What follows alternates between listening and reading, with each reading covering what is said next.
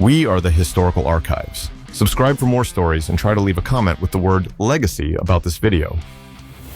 Ella Harper, famously known as the Camel Girl, was born on January 5, 1870, in Hendersonville, Tennessee.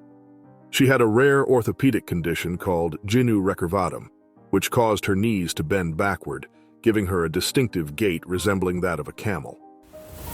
This unique condition became both her defining characteristic and the foundation of her brief but notable career in the entertainment industry. Ella rose to fame in the 1880s as the star attraction of W. H. Harris's nickel-plate circus, earning a remarkable $200 per week, a significant sum for the time. She was widely publicized in posters and photographs, which described her as a curiosity and celebrated her extraordinary ability. Despite her popularity, Ella chose to retire from the circus in 1886, expressing a desire to pursue education and a quieter life. After stepping away from the spotlight, Ella lived a private life with her family in Tennessee. She was the daughter of William Harper, a farmer, and Minerva Ann Childress Harper.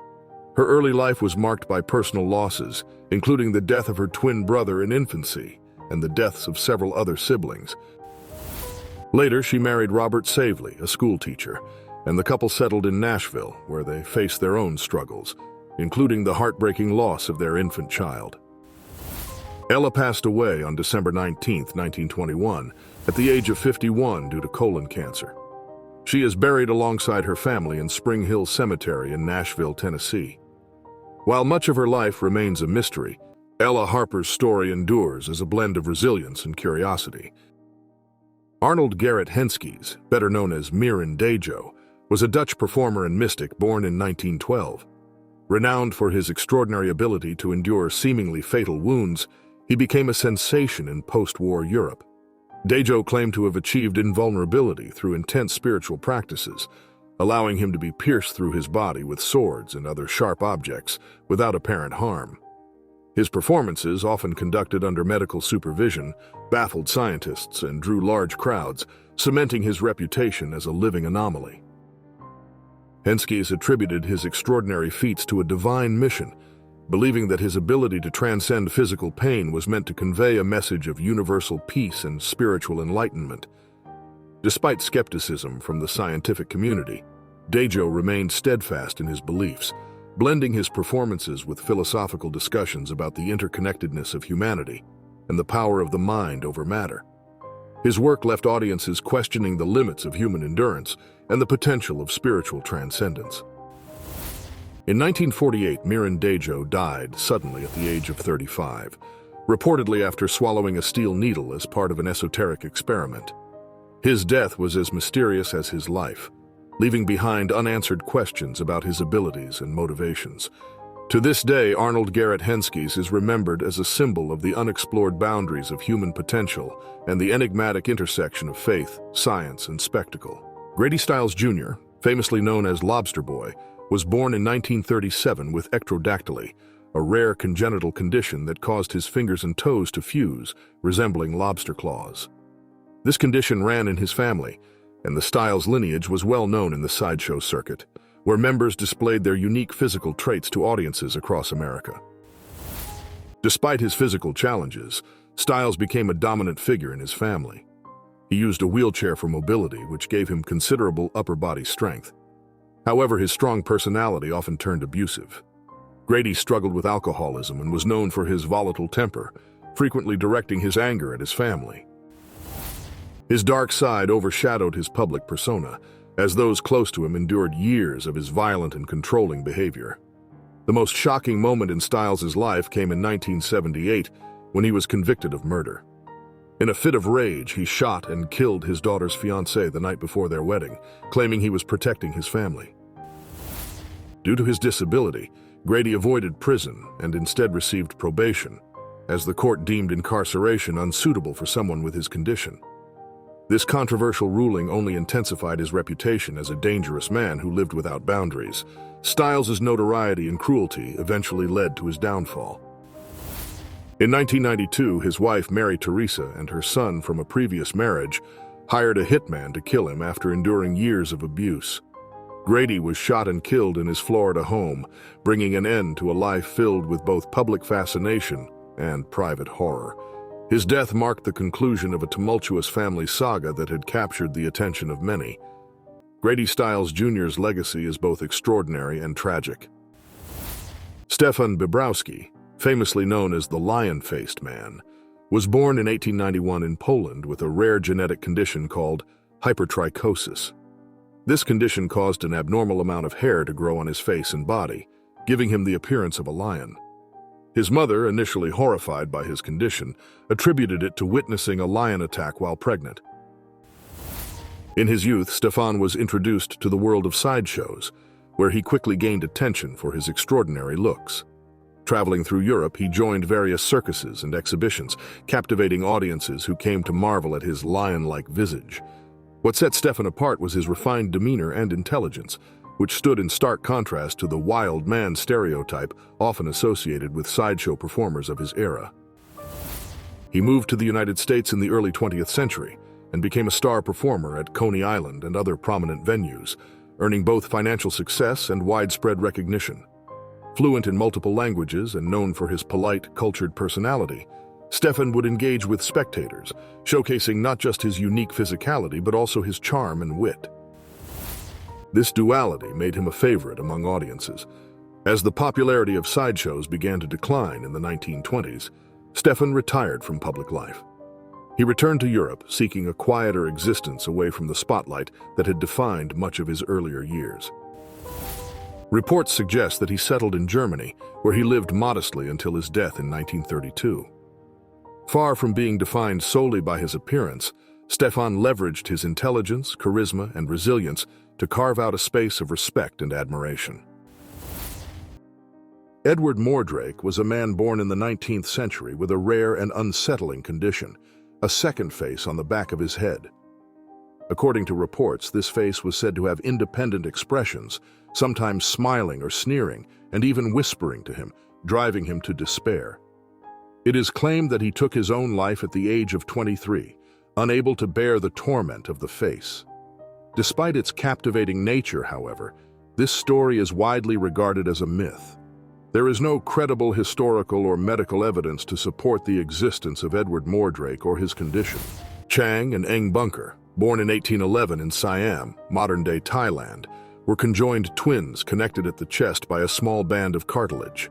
Known as the Siamese twins, they rose to international fame after being discovered by a Scottish merchant and brought to the United States. Chang and Eng turned their unique condition into an opportunity, performing in self-managed tours that showcased their physical and intellectual abilities. After retiring from show business, the twins settled in North Carolina, where they became naturalized U.S. citizens and embraced a quieter life as successful farmers. Remarkably, they married sisters Sarah and Adelaide Yates and fathered 21 children between them, living a carefully coordinated life that balanced family and business responsibilities.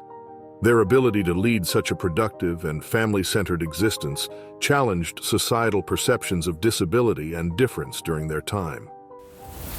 Chang and Eng passed away in 1874, just hours apart, after a lifelong bond that was both physical and deeply emotional. Their legacy endures as a story of resilience, adaptability, and triumph over adversity. The term Siamese twins, derived from their fame, remains a testament to their impact on both medical history and popular culture. Marin Lorello, born Martin Emmerling in 1886 in Nuremberg, Germany, became famous for his ability to rotate his head nearly 180 degrees. This unique skill, likely due to a congenital spinal condition or intense self-training, earned him the moniker the Human Owl and a place in sideshow history. Lorello performed in top venues like Coney Island's Dreamland, Ripley's Believe It or Not, and Ringling Brothers. His act involved turning his head backward while walking forward, even sipping water, leaving audiences in awe. His performances also featured ventriloquism and dog training.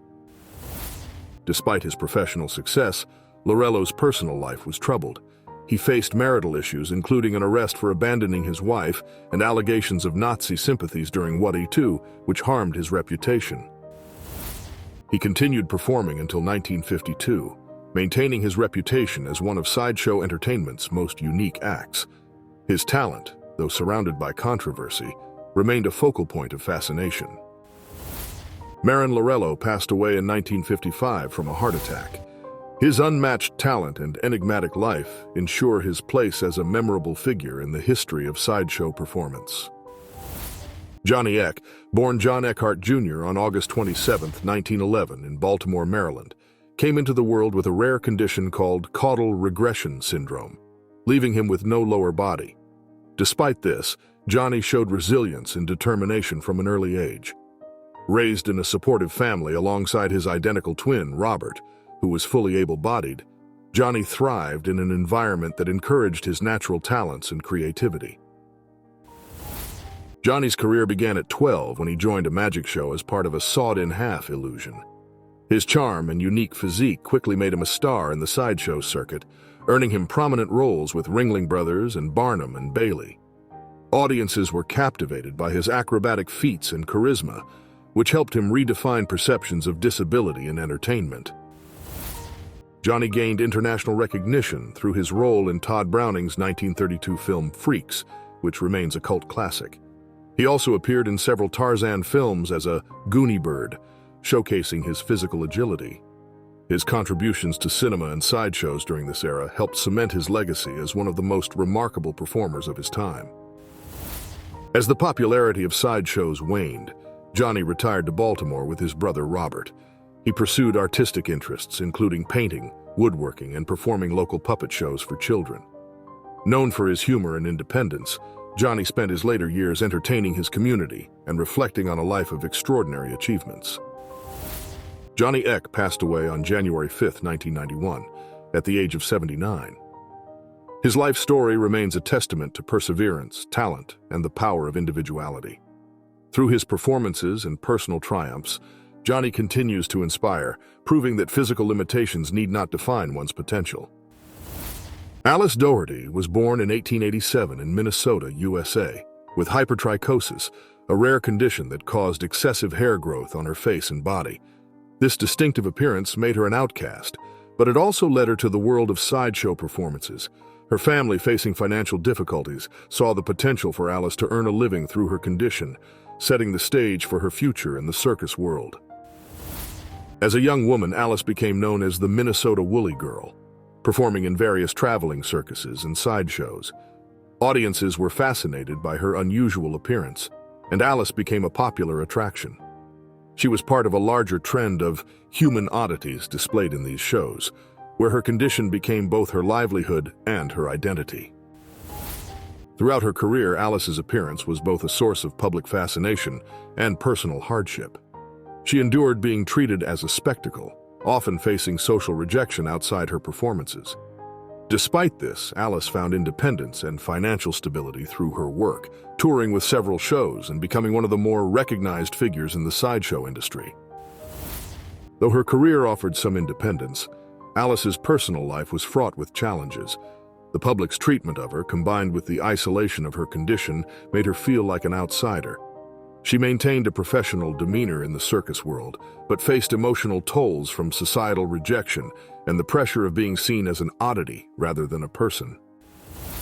As the popularity of sideshow acts declined in the 1920s, Alice retired from the circus scene. In her later years, she struggled with health problems, and she gradually faded from the public eye. Despite no longer performing, Alice's legacy as one of the more prominent female performers in a male-dominated field remains significant. Alice's health worsened as she aged, and the physical effects of hypertrichosis became more apparent. She passed away in 1933 at the age of 46, her later years marked by diminishing public interest in her life and career. Her death marked the end of an era for the sideshow world she had once been a part of. Alice Doherty's legacy continues as a symbol of resilience in the face of societal rejection. Her ability to navigate the harsh realities of being a public spectacle in a time when such differences were stigmatized is a testament to her strength. Today, she is remembered as an important figure in the history of sideshow performance, offering a glimpse into the lives of those who, like her, lived in the margins of society. Fannie Mills, born in 1860 in Ohio, had Milroy disease, a rare genetic condition that caused severe swelling in her feet. This unusual condition earned her the nickname Ohio Bigfoot Girl and made her a source of fascination in her community from an early age.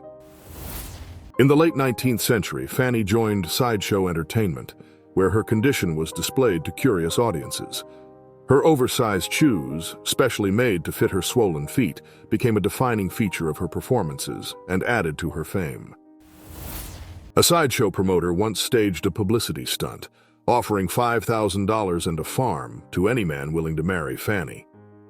The contest drew widespread attention, but Fanny eventually married William Brown, a man who supported her through her unique life. Living with Milroy disease brought Fanny both physical pain and emotional hardship. Despite being showcased as an oddity, she faced her condition with resilience and found ways to adapt to a life full of public scrutiny. Fanny passed away in 1899 at the age of 39, remembered as one of the most famous sideshow performers of her time. Her life reflects both the challenges and strength of individuals showcased in an era that sensationalized physical differences.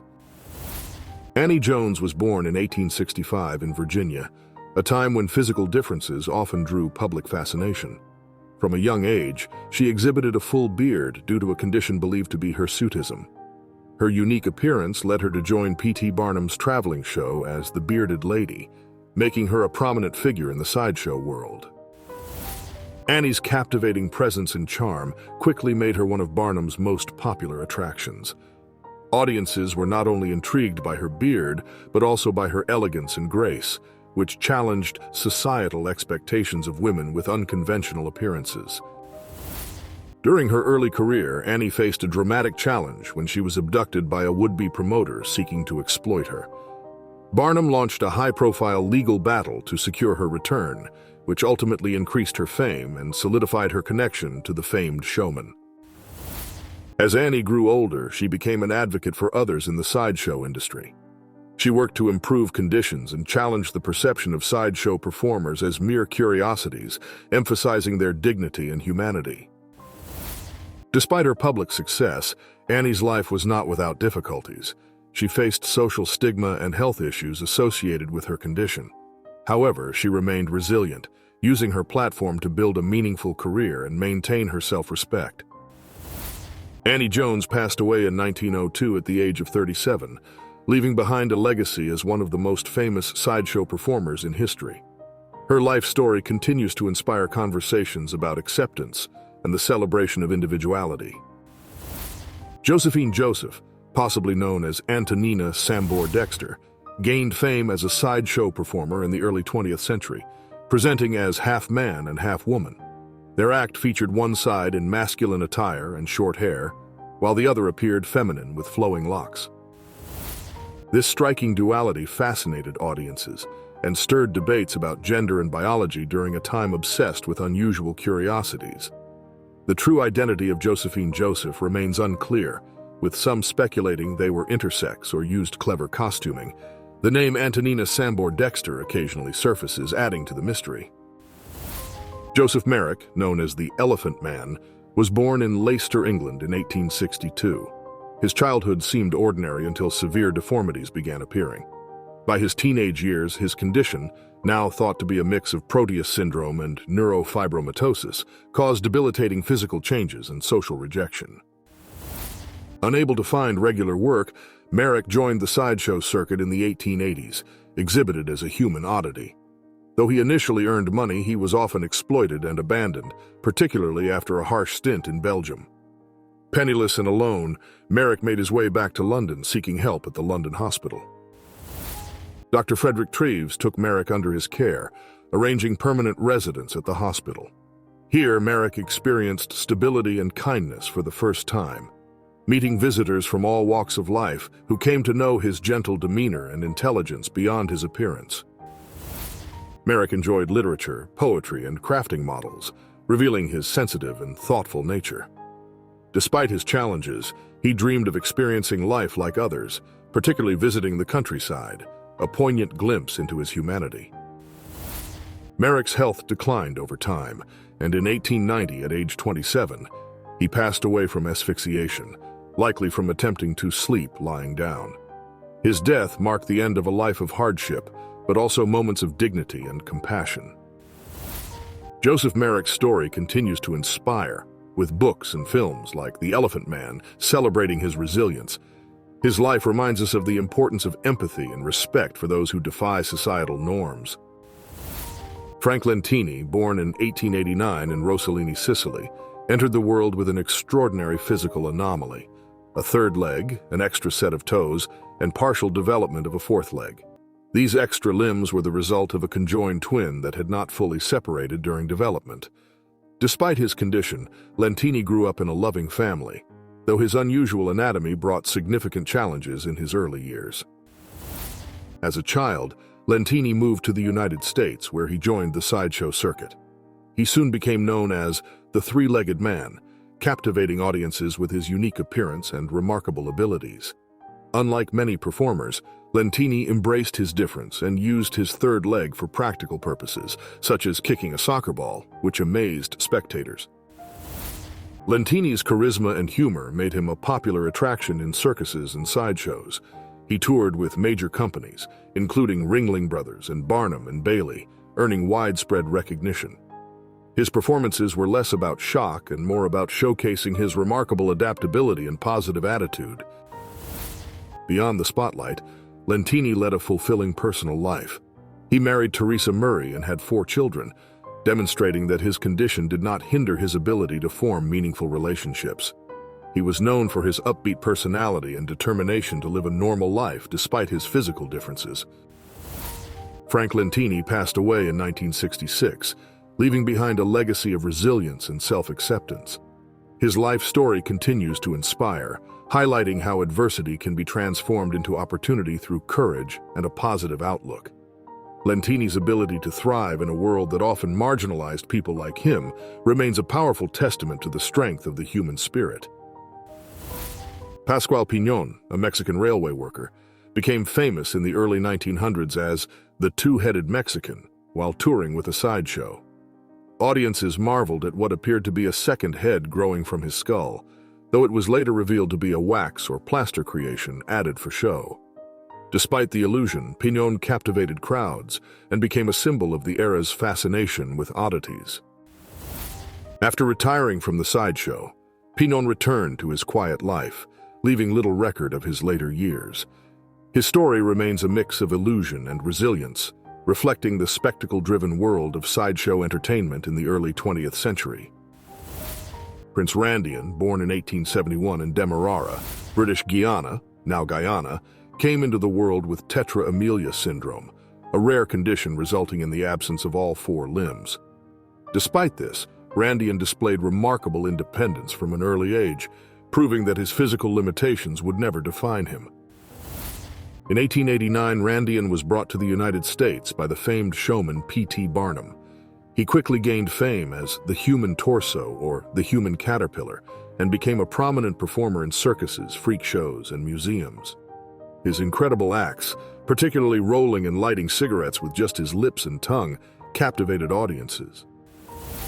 Randian amazed spectators with his self-sufficiency, demonstrating skills such as painting, shaving, and writing. His performances were not mere novelties, they were a testament to human resilience and ingenuity. He also appeared in the 1932 cult film Freaks, further cementing his legacy as a unique entertainer. Known for his intelligence, Randian spoke multiple languages, including English, French, German, and Hindi. His wit and charisma charmed audiences and colleagues alike, making him a beloved figure both on and off stage. His shows were as much about his personality as his physical feats. Randian married a woman named Sarah, nicknamed Princess Sarah, with whom he had 4 children. The family settled in Paterson, New Jersey, where Randian enjoyed a life of domestic stability. Despite his fame, he managed to maintain a degree of normalcy in his personal life. After decades of performing, Randian died of a heart attack in 1934, shortly after a show in New York City. His extraordinary life remains an inspiring story of perseverance and adaptability, reminding us of the human capacity to overcome challenges and redefine limits. Myrtle Corbin was born in 1868 in Tennessee with an extremely rare congenital condition called dipygus, which resulted in her having 2 separate pelvises and an additional pair of underdeveloped legs. Despite her unique anatomy, she was a healthy child and lived a relatively normal early life.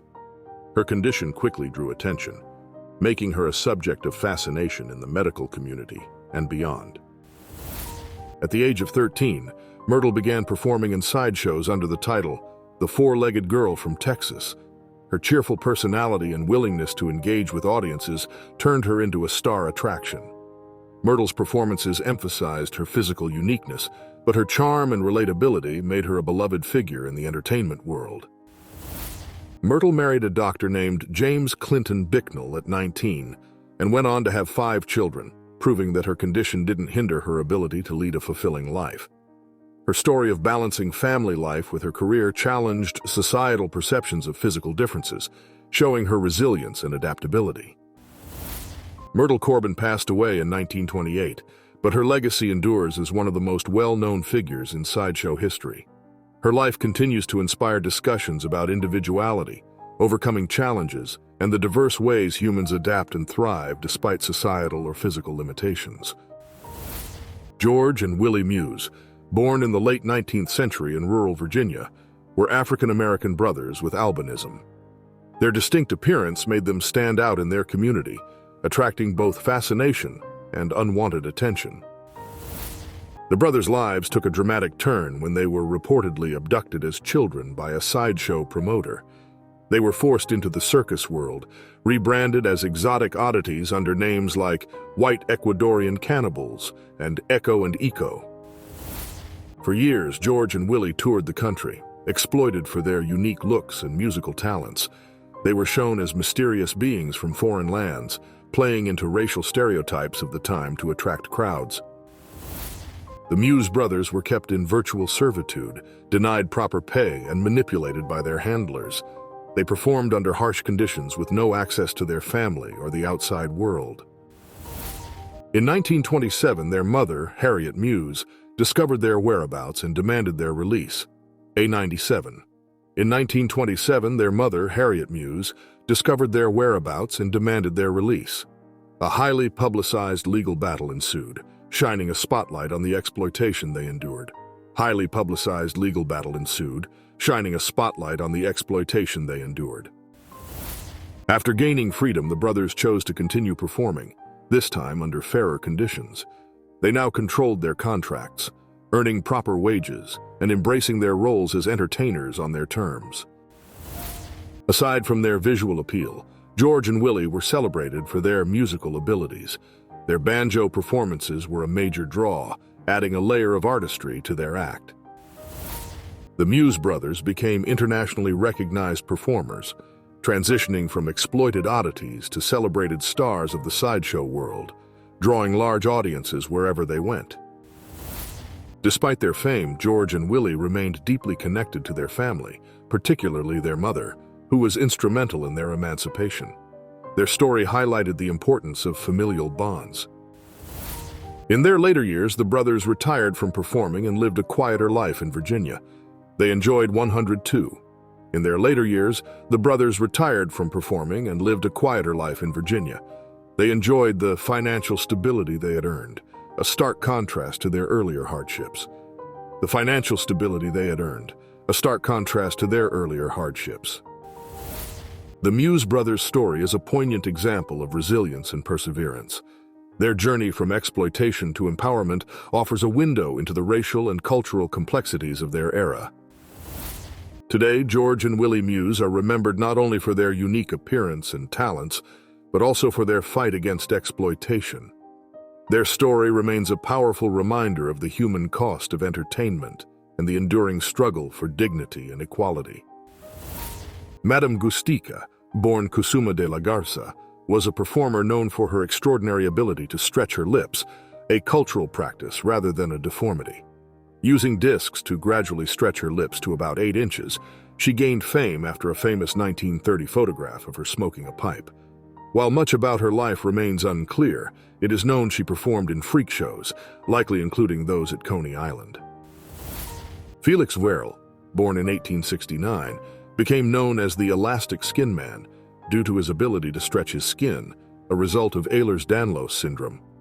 His remarkable condition, which allowed him to stretch his skin several inches, set the stage for his later fame in the circus world, where his extraordinary ability would captivate audiences.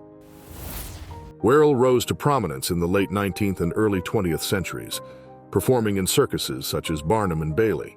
His elastic skin became his signature act, making him a major draw for audiences interested in human curiosities and freak shows. His performances captivated spectators, showcasing his remarkable skin stretching.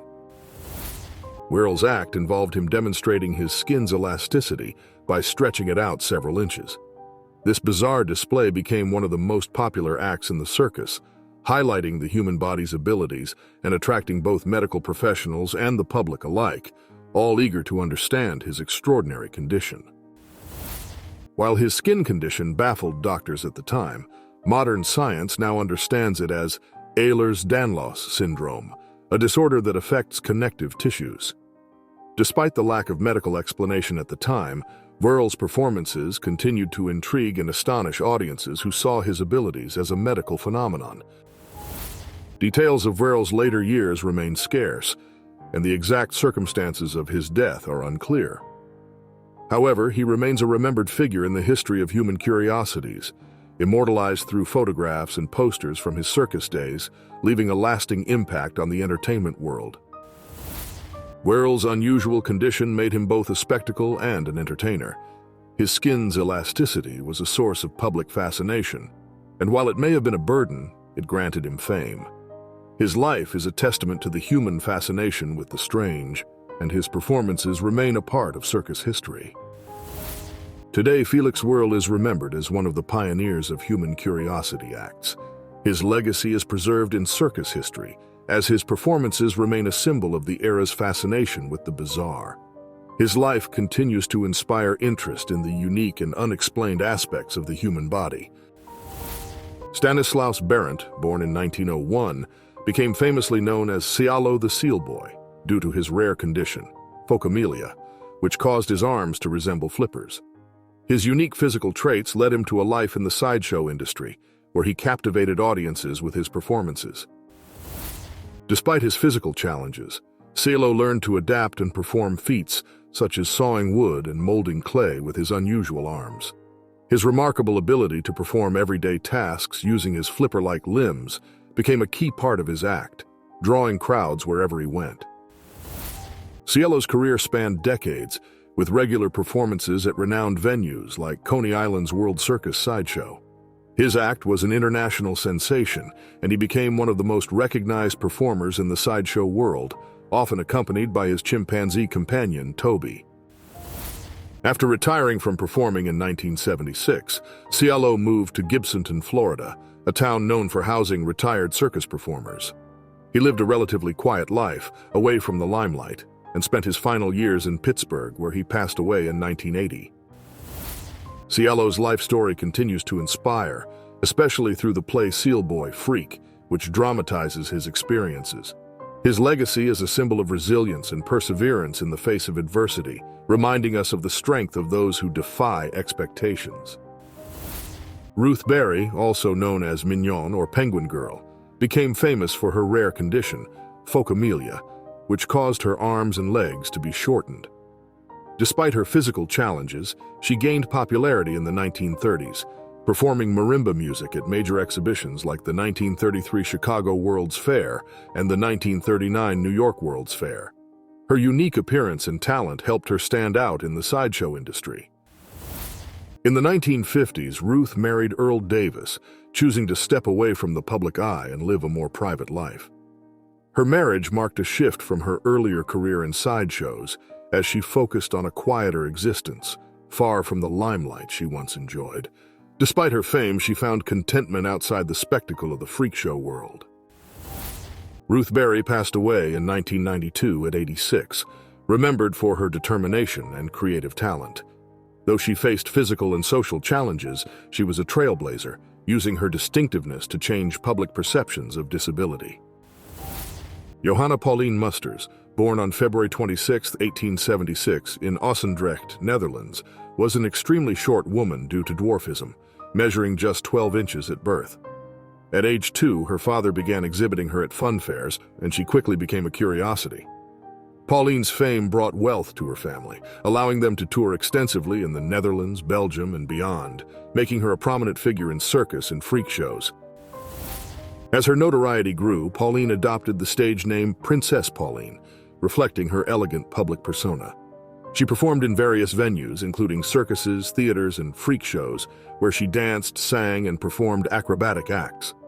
Known for her poise and grace, Pauline was fluent in multiple languages and was received by royalty, including Queen Emma of the Netherlands and Emperor Wilhelm II. In 1894, Pauline traveled to the U.S. and debuted on Broadway, where she became a sensation. Her performances in New York drew large crowds, and she was admired for her beauty and charm. To attract further attention, her promoter offered a prize for anyone taller than Pauline. Tragically, Pauline fell ill with pneumonia and meningitis and passed away on March 1, 1895, just days before her 17th birthday. After her death, Pauline's body was embalmed and returned to Osendrecht, where she was displayed in a specially designed coffin and buried in the local cemetery. Her passing deeply affected the community, and she is remembered through local exhibits and a statue erected in her honor in 2018. At her adult height, she measured approximately 22 inches. Charles Sherwood Stratton, born in 1838 in Bridgeport, Connecticut, became one of the 19th century's most iconic entertainers. His growth was stunted by a rare form of dwarfism, leaving him just over 3 feet tall as an adult. Discovered at age 5 by showman P.T. Barnum, he adopted the stage name General Tom Thumb. Stratton's charm, comedic talent, and clever impersonations captivated audiences. Touring extensively, Stratton performed before royalty, including Queen Victoria and European aristocracy. Barnum's marketing genius made him a household name, and Stratton's earnings allowed him to enjoy a lifestyle of remarkable comfort. His performances offered audiences a blend of humor and wonder. In 1863, Stratton married Lavinia Warren, another performer with dwarfism, in a widely publicized ceremony dubbed the Wedding of the Century. The couple became symbols of resilience, demonstrating that love and success could flourish beyond societal norms. Their marriage was a significant cultural event. Off-stage, Stratton showcased his business acumen, investing in property and amassing considerable wealth. His philanthropic endeavors and community involvement revealed a deeper dimension to his character, emphasizing his desire to leave a meaningful legacy beyond entertainment. Stratton's careful financial planning ensured his prosperity long after his performing career slowed. Stratton passed away in 1883, leaving behind a legacy of inspiration and accomplishment. Daisy and Violet Hilton were conjoined twins born on February 10, 1908, in Brighton, England. As Pagapagus twins, they were connected at the pelvis and shared some organs but had distinct vital systems, enabling them to lead relatively independent lives. The twins' biological mother abandoned them shortly after birth, and they were adopted by Mary Hilton, a midwife who saw financial opportunity in their condition. Mary exhibited them in pub shows and fairs from infancy, training them as performers and restricting their freedom. After Mary Hilton's death, guardianship of the twins passed to Mary's daughter, Edith, and her husband, Meyer Myers. The couple continued exploiting Daisy and Violet, treating them as property and subjecting them to physical and emotional abuse. Daisy and Violet became highly skilled performers, mastering singing, dancing, and playing musical instruments. They rose to fame in the vaudeville circuits in Europe and the United States, drawing large crowds fascinated by their talent and uniqueness. In 1932, the Hilton twins starred in Todd Browning's cult classic Freaks, a film that featured real-life sideshow performers. Though controversial at the time, the movie later became a critical success.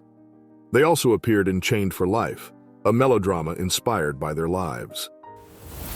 In 1931, Daisy and Violet sued Edith and Meyer for exploitation and won their case, finally gaining emancipation and a financial settlement. This legal victory marked a turning point in their lives, though their independence came with new challenges. As vaudeville fell out of favor, the sisters struggled to maintain their careers. They transitioned to burlesque and other entertainment forms, but their popularity dwindled as audiences sought new forms of spectacle. Despite brief marriages that were often staged for publicity, Daisy and Violet faced difficulties in finding genuine romantic connections. Their physical inseparability created emotional and social barriers that were hard to overcome. The twins eventually worked in less glamorous roles, including a brief stint at a grocery store in North Carolina. Their financial instability reflected the challenges faced by many former vaudeville performers in an era of changing entertainment trends. In 1969, both sisters died from complications of the Hong Kong flu. Daisy passed first, followed by Violet 2 to 4 days later, unable to call for help due to their physical connection. The Hilton twins' lives have inspired numerous works, including the Broadway musical Sideshow, which dramatizes their experiences. They remain subjects of fascination for their resilience and their role in the history of entertainment. Despite being exploited for much of their lives, Daisy and Violet Hilton demonstrated remarkable strength and adaptability. Their story continues to shed light on issues of human dignity, exploitation, and the complexities of living as conjoined twins. Horace Ridler, born in 1882 in Surrey, England, was from a wealthy family and served as an officer in the British Army during World War I. After the war, he left the military and shifted his focus toward entertainment, initially working with rudimentary tattoos, before deciding to radically transform his appearance into a sideshow attraction. In 1927, Ridler approached the famous tattoo artist George Burchett to undergo a full-body tattoo transformation.